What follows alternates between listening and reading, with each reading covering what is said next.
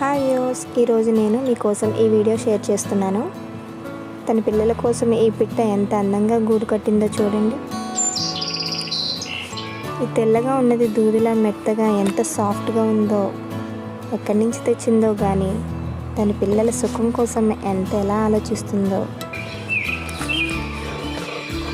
మా ఇంటి బయట మనీ ప్లాంట్కి ఉన్న తీగకి కడుతుందండి గూడు.